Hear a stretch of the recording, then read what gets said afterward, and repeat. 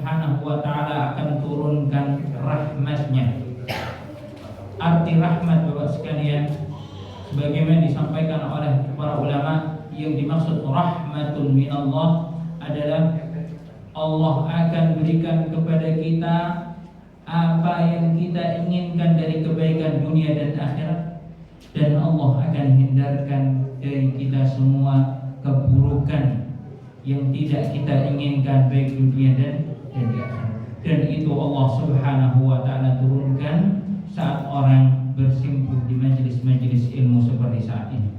Para hadirin berkala Allah Subhanahu wa ta'ala, hadis terakhir yang kita bahas pada kesempatan yang telah lalu adalah hadis 1462 terkait tentang adab mengucapkan salam kepada orang yang bukan muslim, di mana Rasulullah SAW melarang kepada kita untuk kita mengucapkan ucapan assalamualaikum kepada orang-orang yang non muslim. Sebagaimana hadis yang telah kita baca bersama pada kesempatan yang telah lalu, Rasulullah SAW bersabda, la tabda'ul yahuda wan nasara bisalam. Jangan kalian ucapkan kepada mereka orang-orang Yahudi ataupun orang-orang Nasrani ataupun orang yang selain Yahudi dan Nasrani yang mereka notabene adalah orang-orang non-muslim, jangan kalian ucapkan kepada mereka salam.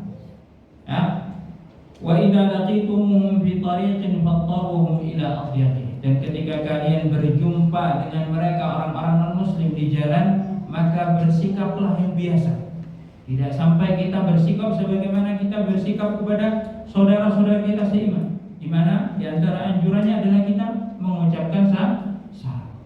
Namun kepada orang-orang yang non-muslim tidak demikian. Adapun ketika kita perlu untuk mengucapkan sapaan seperti biasanya, permisi Pak, dan itu merupakan adab dan adab istiadat yang dipegang teguh di masyarakat tersebut, maka itu tidak mengapa bila memang kondisi menuntut kita untuk menyapa mereka. Namun ketika kondisi tidak menuntut kita untuk menyapa mereka, maka kita berlaku seperti biasa. Ini salah satu bentuk, salah satu gambaran contoh real daripada aqidah al-wala wal bara yang ingin Rasulullah SAW jelaskan. Oleh karena itu, sebelum kita lebih lanjut membahas hadis yang selanjutnya, saya ingin kita mengkaji sebentar terkait aqidah al-wala wal bara. Pada kesempatan yang telah lalu kita singgung bersama bahwasanya aqidah al-wala al bara merupakan turunan daripada lafaz la ilaha illallah. Lafaz la ilaha illallah sebagaimana yang saya jelaskan pada kesempatan yang telah lalu bermakna dua hal penting, yaitu apa? Isbat, yaitu pengkukuhan. Kita mengkukuhkan bahwasanya Allah Subhanahu wa ta'ala adalah zat yang patut kita patuhi. Allah Subhanahu wa ta'ala adalah zat yang menurunkan syariat kepada kita yang patut kita taati. Dan yang terakhir, yang kedua adalah pengingkaran. Artinya kita harus mengingkari apapun yang diingkari oleh Allah Subhanahu wa ta'ala. Di antara turunan daripada konsekuensi kalimat la ilaha illallah ini adalah akidah yang disebut dengan al-wala wal bara. Apa itu al-wala? Ditafsirkan oleh para ulama, dijelaskan oleh para ulama, yang dimaksud al-wala adalah muwafaqatul 'abdi li rabbih fima yuhibbuhu wa yardahu minal aqwali wal af'ali wal i'tiqadat, yaitu seorang hamba tunduk patuh kepada apa saja yang dicintai oleh Allah Subhanahu wa ta'ala. Meliputi apa? Meliputi perkataan, segala bentuk perkataan-perkataan yang dicintai oleh Allah kita lakukan, kita biasakan untuk kita ucapkan. Ini salah satu bentuk wala. Wal af'al, perbuatan-perbuatan yang dicintai oleh Allah Subhanahu wa ta'ala kita lakukan. Wal i'tiqadat, keyakinan-keyakinan yang diinginkan oleh Allah Subhanahu wa ta'ala kita lakukan. Itu artinya wala. Ketika Rasulullah Subhanahu wa ta'ala mengatakan dalam firman-Nya, innama waliyukum waliyukumullahu wa rasuluhu walladzina yuqimuna as-salata wa yu'tuna az-zakata wa hum raki'un. Sesungguhnya waliyukumullah. Apa maksudnya waliyukumullah? Wali kalian Allah. Maksudnya apa? Penolong kalian adalah siapa? Allah Subhanahu wa taala. Penolong kalian adalah Allah Subhanahu wa taala dan Rasulnya. Walladzina amanu, dan orang-orang yang beriman. Artinya loyal kita haruslah bersama mereka orang-orang yang beriman. Dan ini salah satu hal yang dicintai oleh Allah. Salah satu akidah yang patut kita yakini dan Allah minta kita untuk kita yakini. Yaitu apa? Karena ini firman Allah Subhanahu wa taala. Innama waliyukum, sesungguhnya. Innama ini dalam bahasa Arab disebut dengan lafzu hasrin. Artinya Allah Subhanahu wa taala sedang mengkukuhkan kepada kita, sesungguhnya penolong kalian, orang-orang yang harus kalian cintai, orang-orang yang harus kalian tolong adalah apa? Allah wa rasuluhu walladzina amanu, yaitu orang-orang yang beriman. Bagaimana orang-orang yang beriman? Alladzina yuqimuna as-salata wa yu'tuna az-zakata wa hum raki'un, adalah orang-orang yang menjalankan syariat Islam. Dan syariat Islam yang paling besar adalah salat, kemudian zakat, kemudian syariat Islam yang inilah orang-orang yang harus kita berikan loyalitas kita kepada mereka, orang-orang yang beriman, bukan orang-orang non muslim yang tidak beriman kepada Allah Subhanahu wa taala. Artinya sedekah kita, kemudian senyum sapa kita, kemudian loyalitas kita, ya, rasa ukhuwah sosial kita, semuanya harus kita utamakan untuk siapa? Orang-orang yang beriman. Ya, apa janji Allah bagi orang yang memberikan loyalitasnya kepada orang-orang yang beriman, kepada Allah dan Rasul? Wa man yatawallallaha wa rasulahu walladzina amanu fa inna hizballahi humul muflihun. Orang-orang yang memberikan loyalitasnya kepada Allah Subhanahu wa taala, artinya yang paling dia utamakan dari apapun di dunia ini adalah hak Allah Subhanahu. Pertama kali yang dia perhatikan di kehidupan ini adalah hak Allah. Ketika hak Allah sudah saya tuntaskan, baru saya memikirkan hak yang lain. Hak Allah Subhanahu wa taala atas hambanya apa Pak sekalian? Ayya'budu wa la yusyriku bihi, agar mereka benar-benar menyembah Allah dengan sebenar-benarnya dan tidak syirik kepada Allah Subhanahu wa taala. Ini hak utama sebelum kita menjalankan syariat apapun yang Allah wajibkan kepada kita. Fondasi ini harus ada pada diri kita. Kita tidak boleh menyembah kecuali hanya kepada Allah, meminta kecuali hanya kepada Allah Subhanahu wa taala. Jangan palingkan hati kita kepada selain Allah Subhanahu. Semuanya kaitkan dengan Allah Subhanahu wa taala. Ini modal utama sebelum kita lebih lanjut menjalankan syariat Allah Subhanahu wa taala. Karena landasan ini Bapak sekalian, ya'buduhu wa la yusyriku bihi syai'a, bila tidak ada dalam hati seorang hamba, apapun ibadah yang dia lakukan kosong, tidak akan bernilai di hadapan Allah Subhanahu. Mau dia bersedekah sebanyak apapun, salat serajin apapun, semua pahalanya akan sirna di hadapan Allah karena dia tidak membangunnya di atas dasar ini, yaitu apa? Mengesahkan Allah Subhanahu wa taala, mengkaitkan Allah Subhanahu wa taala dengan segala bentuk peribadatan yang dia lakukan. Maka inilah yang harus kita perhatikan bersama.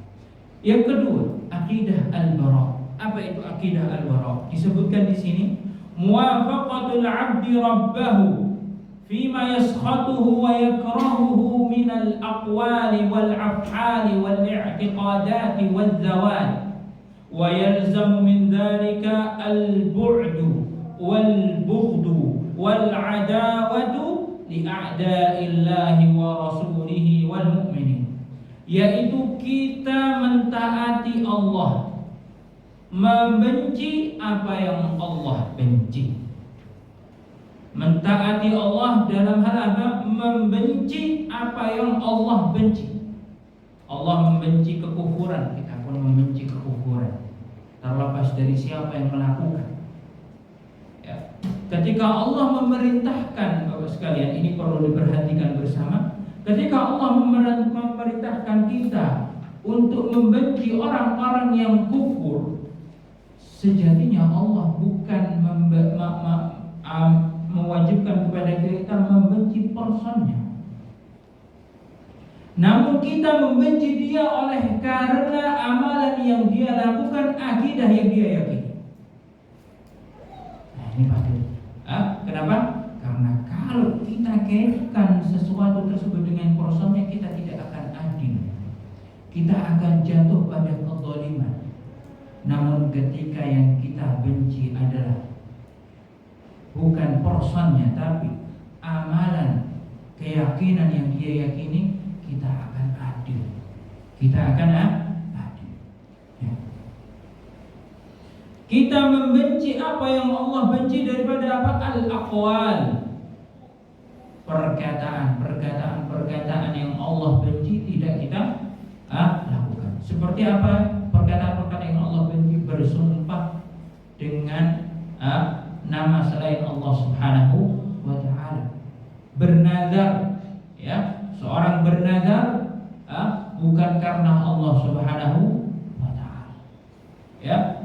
Kemudian perkataan-perkataan yang tidak baik. Perkataan-perkataan yang tidak baik. Kalaupun kita tidak tahu itu baik dan buruk, maka Rasulullah SAW dalam hal ini mewanti-wanti kepada kita, sehingga menyarankan kepada kita untuk kita tinggalkan perkataan-perkataan yang kita tidak tahu itu apakah itu buruk atau tidak, apakah itu baik atau buruk. Baik dan buruknya kita tidak tahu. Mutasyabihat, maka Rasulullah SAW menyarankan untuk kita tinggalkan dengan sabda Rasulullah SAW yang berbunyi, innal abda la yatakallamu bi kalimah la yulqi laha balan. Seorang hamba tidaklah mengatakan dengan sebuah perkataan yang dia itu la yulqi laha balan, menganggapnya remeh. Yahwi biha bina di jahannam, ternyata perkataan tersebutlah yang akan menjerumuskan dia ke dalam api neraka. Wal af'al, artinya kita membenci perbuatan yang Allah Subhanahu wa ta'ala benci, kemaksiatan, kesyirikan dan lain sebagainya. Wal i'tiqadat, keyakinan-keyakinan yang tidak Allah Subhanahu wa ta'ala inginkan. Ya. Keyakinan-keyakinan kufur, itu semua kita benci. Wal zawat, dan person-person yang Allah Subhanahu wa ta'ala benci. Person-person yang Allah Subhanahu wa ta'ala benci. Sebagaimana Allah Subhanahu wa ta'ala membenci orang-orang Yahudi, maka kita pun membenci mereka. Ya, Allah Subhanahu wa ta'ala membenci orang-orang Nasara, kita pun membenci mereka. Wa yalzamu min dzalika, konsekuensi daripada seseorang membenci apa yang Allah benci adalah al-bu'du wal-bughdu. Seseorang tersebut menjauhi dan seseorang tersebut membenci siapa? A'da'ullahi wa rasul, musuh-musuh Allah, musuh-musuh Rasul sallallahu alaihi wasallam, musuh-musuhnya orang-orang mukmin. Inilah yang dimaksud dengan akidah al-bara'. Artinya kita membenci perkataan, perbuatan, keyakinan dan pesan-pesan tertentu yang Allah Subhanahu wa ta'ala sebutkan dalam firman-Nya, maka kita pun membenci mereka sebagaimana Allah Subhanahu wa ta'ala membenci mereka. Di antara ayat yang melandasi akidah al-bara' ini adalah firman Allah Subhanahu wa ta'ala yang berbunyi, qad kanat lakum uswatun hasanatun fi Ibrahim. Sungguh telah ada uswah. Apa itu uswah bahasanya? Petunjuk yang baik. Ya. Pada siapa? Pada Nabi kita Ibrahim alaihi salam walladzina ma'ahu, dan orang-orang yang bersama Nabi Ibrahim. Siapa orang-orang yang bersama Nabi Ibrahim? Ishaq wa Ya'qub, dan para nabi setelah Nabi Ibrahim adalah orang-orang bersama Nabi Ibrahim. Begitu pula Nabi kita Muhammad sallallahu alaihi wasallam. Bagaimana dahulu petunjuk suri tauladan Nabi Ibrahim alaihi salam kepada kita, idh qalu liqaumihim, ketika mereka semua orang-orang yang bersama Nabi Ibrahim, dan Nabi Ibrahim mengatakan kepada kaumnya semuanya, inna bura'a'u minkum, sesungguhnya aku berlepas diri daripada kalian semua, wa mimma ta'buduna min dunillahi kafarna bikum, dan apapun yang kalian sembah kepada selain Allah kami ingkari, kami kufur. Artinya kita harus yakin Bapak sekalian dengan akidah al-bara ini, bahwasanya apapun agama selain agama Islam adalah agama yang batil. Jangan sampai kita tergerus ya dengan omongan-omongan orang yang menyatakan toleransi. Tidak ada. Ya, toleransi itu hanya disematkan kepada agama Islam saja. Ketika mereka berbicara agama lain, mereka bungkam, nggak ngomong toleransi. Padahal agama Islam itu berdiri kepada dua hal, yang saya ungkapkan di awal.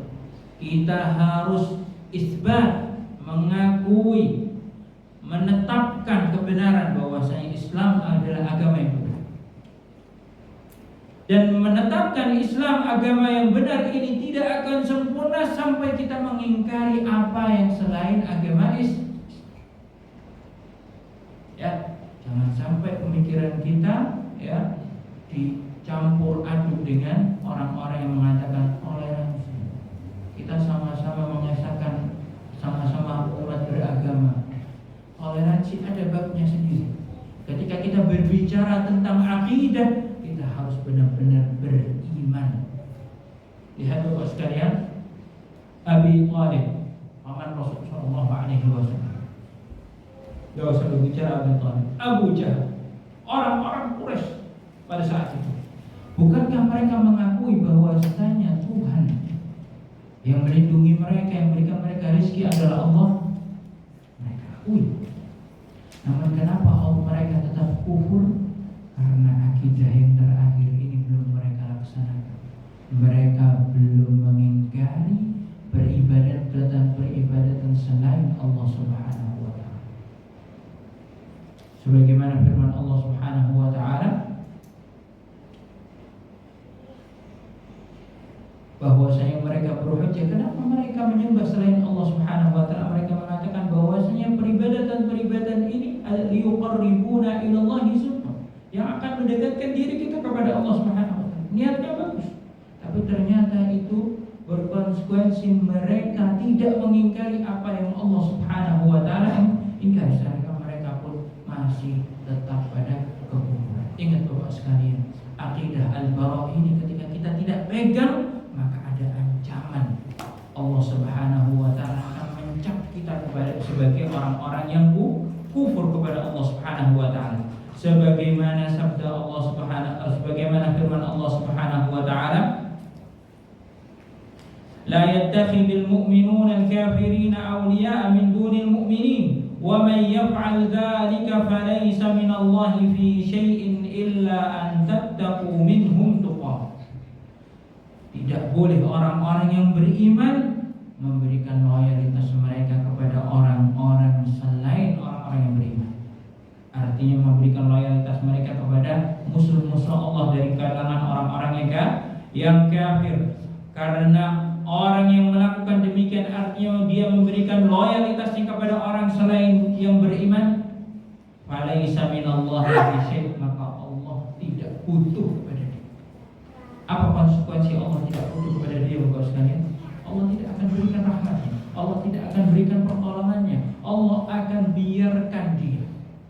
Dan ini salah satu azab yang begitu besar tatkala Allah sudah meninggalkan seorang hambanya. Karena kita tidak akan ada di dunia ini kecuali dengan apa? Rahmat. Kecuali dengan apa? Dengan inayah, nikmat dari Allah Subhanahu wa ta'ala. Kemudian Allah Subhanahu wa ta'ala berfirman dari ayat yang lain yang mengukuhkan kepada kita bahwasanya kita penting untuk menanamkan pada diri kita akidah al-bara'. Allah Subhanahu wa ta'ala berfirman, Tara katsiran minhum yatawallawna alladhina kafaru labi'sa ma qaddamat lahum anfusuhum an sakhita Allahu 'alaihim wa fil 'adzabi hum khalidun. Kalian lihat kebanyakan daripada mereka, tara katsiran minhum, itu orang-orang munafik, yatawallawna alladhina kafaru, mereka loyal kepada orang-orang yang kafir. Labi'sa ma qaddamat lahum anfusuhum, maka sungguh buruk apa yang mereka perbuat untuk diri mereka dengan mereka loyal kepada orang-orang yang tidak beriman kepada Allah Subhanahu wa taala. An sakhitallahu alaihim, sehingga Allah akan membenci mereka atas apa yang mereka lakukan, di mana mereka memberikan loyalitas mereka kepada orang-orang yang tidak beriman. Wa fil adabi hum khalidun, dan mereka nanti akan Allah azab kekal abadi di neraka wal-iyad. Itu beberapa pengingat untuk kita akan pentingnya akidah ini, yaitu akidah al-wara wal akidah di mana seharusnya seorang mukmin memberikan loyalitasnya. Dia harus memberikannya kepada orang-orang yang beriman. Untuk orang-orang yang tidak beriman, maka akidah seorang mukmin adalah berlepas diri daripada mereka, tidak loyal kepada mereka. Karena itu konsekuensi daripada keimanan kita kepada Allah Subhanahu wa taala. Kenapa saya sampaikan pada malam hari ini, Bapak sekalian? Karena banyak saudara-saudara kita Islam saat ini, di momentum-momentum seperti ini, momentum Natal, mereka dengan mudahnya saling mengucapkan ucapan selamat Natal dengan dalil apa? Toleransi beragama. Maka ini hal yang tidak patut kita lakukan. Ini sudah masuk ranahnya akidah. Benar, Allah Subhanahu wa taala tidak melarang kita berhubungan baik dengan mereka. Namun loyalitas kita tetap kita peruntukkan kepada orang-orang yang beriman. Allah Subhanahu wa taala berfirman, la yanhaakumullahu 'anil ladzina lam yuqatilukum fid din wa lam yukhrijukum min diyarikum an tabarruhum. Allah tidak melarang kalian untuk berbuat baik kepada orang-orang non-muslim yang tidak berbuat zalim kepada kalian. Wa tuqsitu ilaihim, dan kalian berbuat adil kepada mereka. Namun jangan sampai perbuatan baik kita ini membuat kita loyal kepada mereka. Perbuatan baik kita, Bapak sekalian, yang kita lakukan untuk non-muslim dengan misi mulia, yaitu apa? Menasehati mereka, berdakwah kepada mereka. Hanya sampai batas itu saja. Selain itu, maka kita berlepas diri kepada mereka. Jadi perbuatan baik kita kepada mereka kita tujukan untuk tujuan mulia, yaitu dalam berdakwah kepada mereka. Selain tujuan itu, kita tidak lakukan yang demikian. Wallahu ta'ala a'lam bishawab. Baik, kita akan lanjutkan kajian kita pada hadis yang selanjutnya, yaitu hadis nomor 1463. Dari Ali radhiyallahu ta'ala an. Hadis ini masih diriwayatkan oleh Ali bin Abi Thalib radhiyallahu ta'ala an. Dari Nabi sallallahu alaihi wasallam, Nabi sallallahu alaihi wasallam bersabda, "Idza 'atasa ahadukum falyaqul alhamdulillah wal yaqul lahu akhuhu yarhamukallah. Fa idza qala lahu yarhamukallah falyaqul yahdikumullah wa yuslihu balakum." Akhrajahu al-Bukhari. Nabi sallallahu alaihi wasallam dari jalan Ali radhiyallahu taala anhu bersabda, yang artinya ketika salah satu dari kalian atosa, bersin, maka hendaknya dia mengucapkan alhamdulillah. Ketika dia mengucapkan alhamdulillah, hendaknya saudaranya yang ada di dekatnya, yaitu saudaranya yang beriman, saudaranya yang mukmin yang ada di dekatnya, mengatakan kepada dia, mendoakan untuk dia, yarhamukallah. Ketika saudaranya mendoakan dirinya yarhamukallah, hendaknya orang yang didoakan tadi membalas doa tersebut dengan yahdikumullah wa yuslihu balakum. Lihat Bapak sekalian, bagaimana Allah Subhanahu wa taala melalui lisan Rasul sallallahu alaihi wasallam ingin memperkuat hubungan antara mukmin dengan mukmin sepele, hanya soal bersin. Allah Subhanahu wa taala ingin menanamkan pada kita dari perilaku bersin saja bagaimana satu mukmin dengan mukmin yang lain terhubung. Walau sebatas saling mendoakan. Walau sebatas saling mendoakan. Maka pesan tersirat daripada ini, Allah Subhanahu wa taala ingin lebih daripada itu. Allah ingin seseorang itu tidak hanya saling mendoakan saja, namun terwujud pada komunitas muslim, pada tubuh kaum muslimin. Setelah mereka terbiasa saling mendoakan, hal itu mendorong mereka untuk peka antar sesama. Ya, kita merasakan kesedihan yang dirasakan oleh saudara kita seiman dan seakidah. Kita loyal kepada mereka, membantu mereka. Ketika mereka salah, kita pun salah satu bentuk kepedulian kita ingatkan dengan cara yang baik. Ketika kita mendapatkan hidayah, Allah Subhanahu wa taala memberikan kita hidayah untuk bisa sholat 5 waktu, kita pun demikian ingin saudara kita, ingin masyarakat kita seperti kita mendapatkan nikmat hidayah yang sama, bisa menjalankan sholat 5 waktu. Inilah yang Allah Subhanahu wa taala inginkan daripada komunitas muslim melalui pembiasaan-pembiasaan yang sederhana, yaitu pembiasaan daripada seseorang mendoakan seseorang yang lain tatkala orang atau saudaranya bersin. Maka di antara ada bersin yang Rasul sallallahu alaihi wasallam ajarkan kepada kita adalah kita mengucapkan alhamdulillah. Karena sebagaimana disebutkan di sini, bersin itu salah satu kenikmatan Allah Subhanahu wa taala, di mana Allah Subhanahu wa taala mengeluarkan banyak penyakit daripada tubuh kita melalui bersin. Maka seseorang hendaknya, ya, ketika Allah berikan kepada dia sebuah nikmat, maka dia pun memuji Allah Subhanahu wa taala sebagaimana sabda Rasul sallallahu alaihi wasallam dalam sebuah hadis. Rasul SAW bersabda, Innallaha la yarda 'anil 'abdi an ya'kula al-akalata fayahmaduhu 'alayha aw yashrabu asy-syarbata fayahmaduhu 'alayha. Sesungguhnya Allah itu cinta, ridho tatkala mendapati seorang hamba ketika dia makan makanan atau minum minuman kemudian dia mengucapkan alhamdulillah. Karena minuman, makanan yang Allah berikan kepada kita salah satu kenikmatan besar, maka patut orang yang mendapatkan kenikmatan Allah untuk memuji Allah seraya mengatakan alhamdulillah. Muncul pertanyaan Bapak sekalian, yang disampaikan oleh Rasul sallallahu alaihi wasallam di sini adalah tatkala seseorang itu bersin.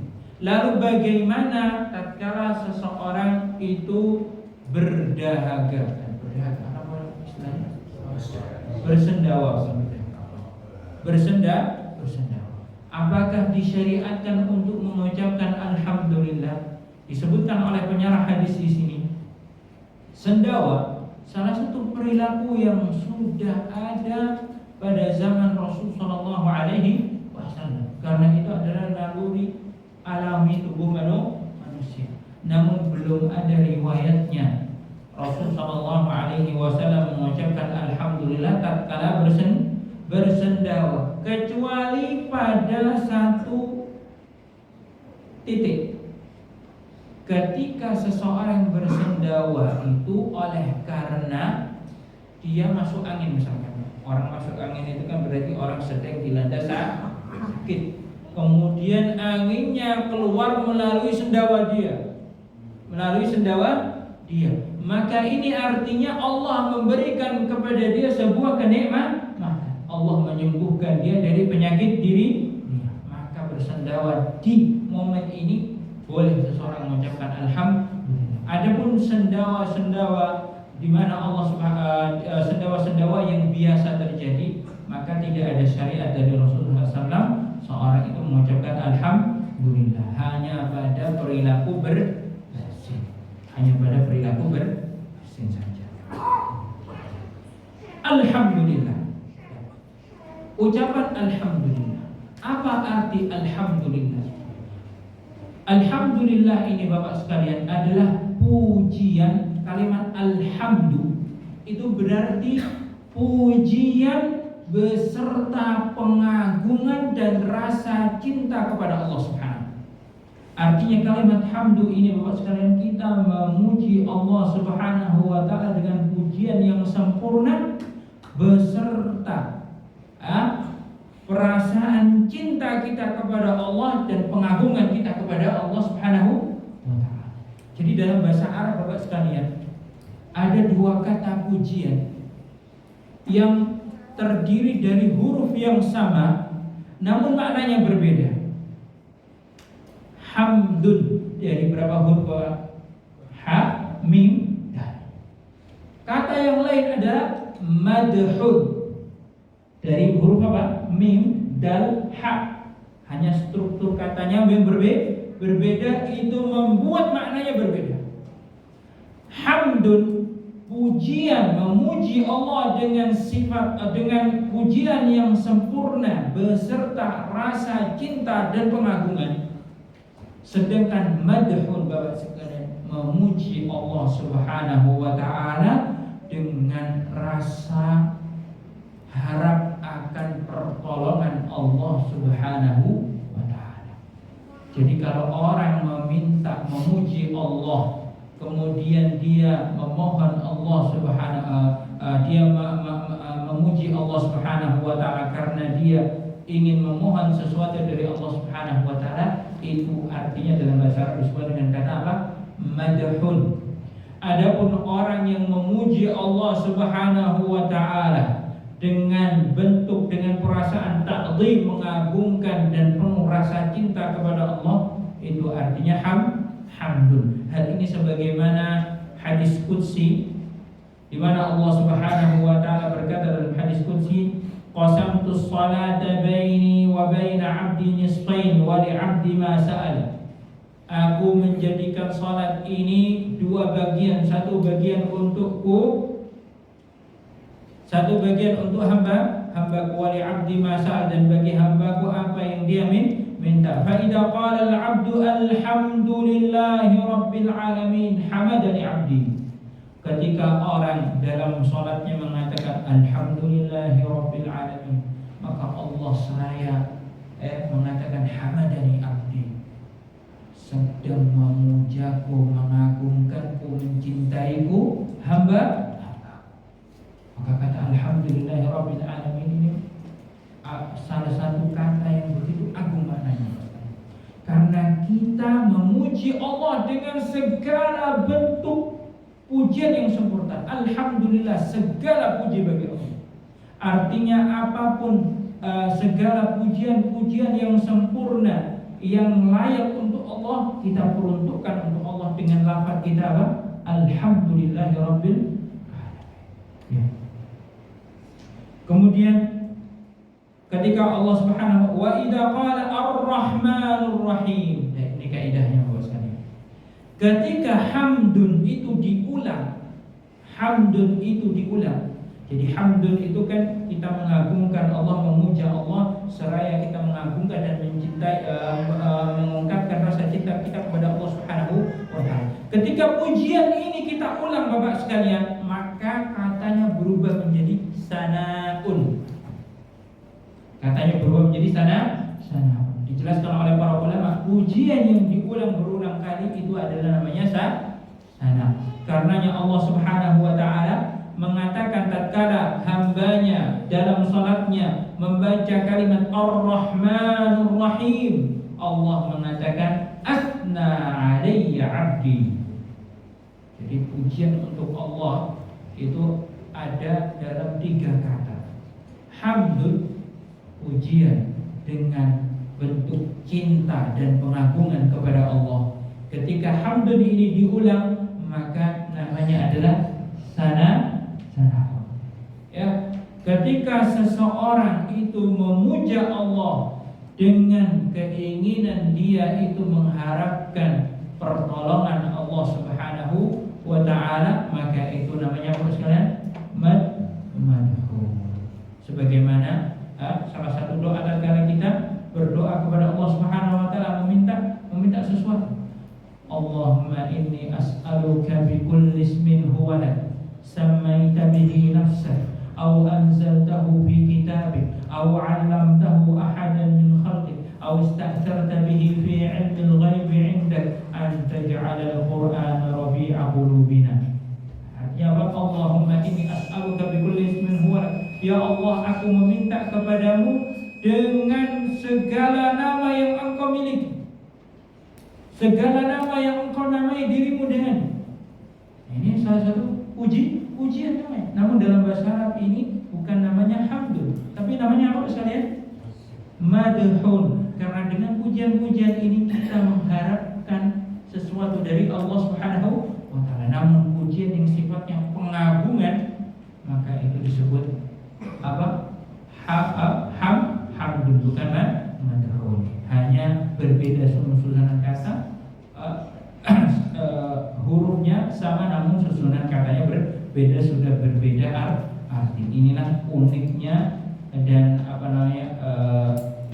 keistimewaan dari bahasa Arab, bahasa yang memiliki banyak makna yang tersimpan daripada kata tersebut. Nah, maka tatkala seseorang mendapatkan kenikmatan, seseorang dianjurkan untuk memuji Allah Subhanahu wa taala dengan ucapan apa? Alhamdulillah. Jadi kata alhamdulillah ini bukan kata yang sederhana ternyata, Bapak sekalian. Kata yang agung maknanya. Alhamdu itu alif lamnya adalah alif lam, disebutkan di sini. Alif lamnya adalah al-istihqaq wal ikhtisas. Apa artinya? Artinya segala pujian hanya kuperuntukkan untuk Allah Subhanahu wa taala. Al-ikhtisas, kita khususkan. Al-istihqaq, yang berhak mendapatkan pujian ini hanya siapa? Allah Subhanahu wa taala. Karena sudah masuk waktu Isya, kita berhenti sejenak lalu kita akan lanjutkan setelah adzan insyaallah.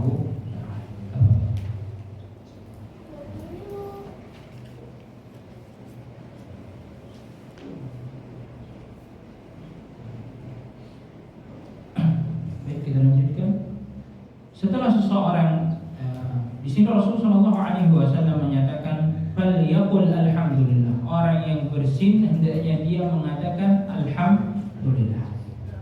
Dibahas oleh para ulama di sini terkait tentang hukumnya seseorang yang bersin, apakah dia wajib mengucapkan alhamdulillah ataukah hal tersebut adalah sunnah. Para ulama dalam hal ini terkait pengucapan alhamdulillah, mereka berbeda pendapat antara orang yang menyatakan bahwasanya hukumnya wajib dengan orang yang menyatakan bahwasanya hukumnya sunnah.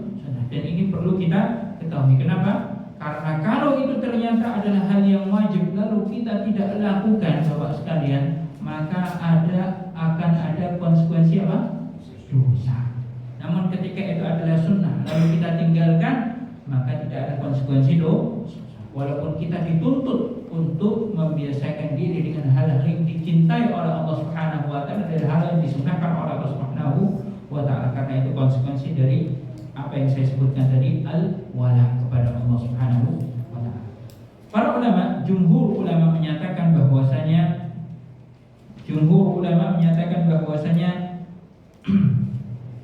mengucapkan alhamdulillah setelah bersin, mayoritas ulama menyatakan itu adalah wajib. Itu adalah wajib.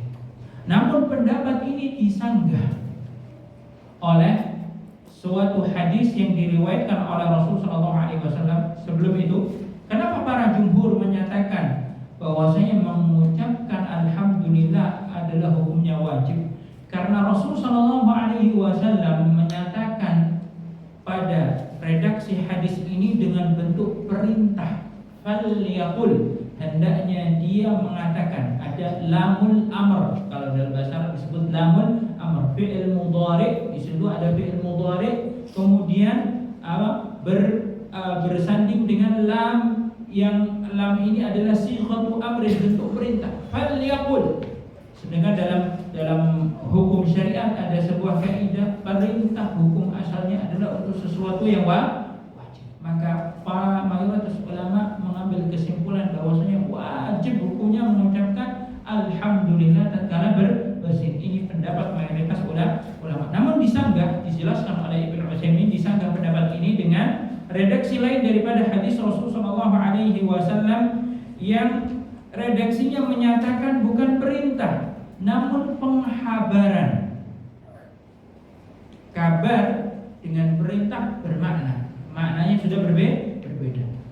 Di mana Rasulullah SAW mengatakan, "Idza aqasa fahamidallah, idza aqasa fahamidallah." Ketika ada seseorang yang telah bersin, kemudian dia mengucapkan alhamdulillah. Ada redaksi kemudian dia mengucapkan alhamdulillah, ini seakan tidak ada redaksi perintah yang jelas di sana. Karena bentuknya habar. Oleh karena hadis inilah ulama yang lain menyatakan bahwasanya hukum mengucapkan alhamdulillah setelah bersin itu tidak wajib melainkan sunnah. Oleh karena riwayat yang lain tidak menjelaskan bahwasanya Rasulullah SAW memerintahkan hal tersebut. Artinya perintah pada redaksi yang lain itu bukan perintah untuk sebuah kewajiban, namun perintah anjuran. Namun demikian, maka pendapat yang rajih wallahu taala alam bahwasanya hal tersebut adalah sunnah. Namun demikian tidak layak orang yang mengatakan orang yang diberikan oleh Allah Subhanahu wa taala dengan kenikmatan yang agung berupa bersin untuk tidak mengucapkan pujian kepada Allah Subhanahu wa taala atas apa yang Allah Subhanahu wa taala limpahkan kepada dirinya. Maka singkatnya, hukum seseorang mengucapkan alhamdulillah ini sunnah. Walaupun pendapat yang menyatakan itu wajib adalah pendapat yang kuat juga. Oleh karena itu hendaknya kita benar-benar membiasakan diri ini untuk mengucapkan alhamdulillah setelah bersin. Kemudian walyaqul akhuhu yarhamukallah. Orang yang mendengar saudaranya mengucapkan alhamdulillah setelah bersin, hendaknya dia mendoakan untuk orang yang memuji Allah Subhanahu wa taala dengan doa yang agung. Dia doakan apa? Yarhamukallah. Apa artinya yarhamukallah Bapak sekalian? Semoga Allah merahmatimu. Apa arti rahmat Allah? Allah akan berikan dia segala bentuk kebaikan dunia akhirat, dan Allah akan hindarkan dia dari segala bentuk keburukan dunia dan akhirat. Maka ini doa yang begitu agung. Yarhamukallah. Apa hukum mengucapkan yarhamukallah kepada saudara kita yang mengucapkan alhamdulillah? Disebutkan di sini, annahu yajibu ala man sami'a al-'atis yahmadullah ay yushammithu fa yaqul yarhamukallah. Wa qad yuqal annahu fardu kifayah. Wajib hukumnya orang yang mendengarkan saudaranya mengucapkan alhamdulillah setelah bersin untuk mendoakan kepada saudaranya dengan doa yarhamu Allah. Ini hukumnya wajib.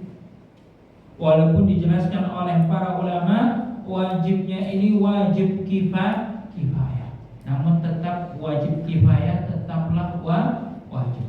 Artinya Bapak sekalian, ini penting dalam memahami fardu kifayah. Jangan kita membangun mindset fardu kifayah berarti orang lain sudah mengucapkan alhamdulillah sudah cukup. Kalau semua kita membangun mindset terkait fardu kifayah dengan mindset demikian, orang semuanya akan meremehkan namanya fardu kifayah. Padahal namanya fardu kifayah adalah sesuatu yang wajib. Artinya setiap kita harus membangun mindset karena itu wajib, harus saya kerjakan. Ini yang harus termindset dalam benak kita terkait fardu kifayah. Jangan mindset fardu kifayah seakan mindsetnya sunnah muakkadah. Nah, ini salah. Ini salah. Jadi contoh misalkan salat jenazah. Saya tidak usah sholatin. muslimin mengatakan demikian, ya ada yang sholat jenazah. Karena mindsetnya dia memindsetkan fardu kifayah sebagaimana sunnah muakkadah. Ini salah. Maka fardu tetap fardu. Kita harus mindset diri kita fardu berarti wajib kita laksanakan. Dan artinya ketika ada orang yang mengucapkan alhamdulillah, kita harus biasakan diri kita untuk mendoakan orang itu dengan mengucapkan yarhamukallah. Kemudian Allah Subhanahu Rasulullah SAW merintahkan falyaqul, orang yang didoakan yarhamukallah harus mendoakan balik dengan mengucapkan yahdikumullah wa yuslihu balakum. Maka ini juga wajib, orang yang sudah didoakan tadi wajib membalas doanya dengan mengucapkan doa yang sama-sama baik, yaitu dia mendoakan yahdikumullah, semoga Allah memberikan hidayah. Hidayah di sini maknanya dua, Pak sekalian. Hidayah taufik dan hidayah irsyad. Hidayah taufik artinya apa?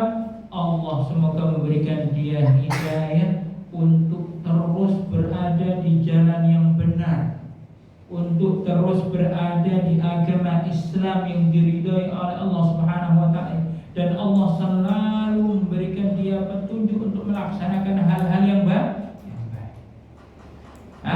Dan dia pun diberikan oleh Allah Subhanahu wa taala hidayah untuk mengajak orang-orang yang lain untuk mendapatkan hidayah tersebut, hidayatul irsyad. Artinya kita mendoakan dia dengan doa yang agung. Itu Allah memberikan hidayah, dan nikmat yang paling besar yang kita terima di dunia ini adalah nikmatul hidayah. Karena yang membedakan diri kita dengan orang-orang kafir yang congkak membangkang Allah Subhanahu wa taala hanya satu, yaitu Allah mengangkat derajat kita dengan hidayah. Kalau bukan karena hidayah, kita dengan orang kafir sama, Pak sekali. Sama-sama mendapatkan nikmat dari Allah Subhanahu wa taala, sama-sama mendapatkan harta, sama-sama bisa makan, sama-sama bisa melakukan segalanya. Tidak ada bedanya kita dengan orang-orang kafir. Yang membedakan kita yaitu nilai kita, yaitu apa? Allah memberikan kita hidayah. Oleh karena itu hidayah ini, Pak sekalian, mahal harganya. Oleh karena itu kita diperintahkan oleh Allah Subhanahu wa taala untuk selalu memuji Allah Subhanahu wa taala dan mengucapkan apa? Alhamdulillahilladzi hadana li hada wa ma kunna linahtadiya laula an hadana. Lihat Bapak sekalian, karena besarnya nikmat hidayah, maka Allah pun memerintahkan kita untuk mengucapkan alhamdulillah, pujian untuk Allah yang paling agung, yang paling besar. Mungkin demikian yang bisa saya sampaikan. Kurang lebih kami mohon maaf. Insyaallah kita akan lanjutkan kembali untuk membahas hadis yang lain pada pertemuan yang akan datang. Insyaallah taala. Wallahu taala a'lam bishawab. Kita tutup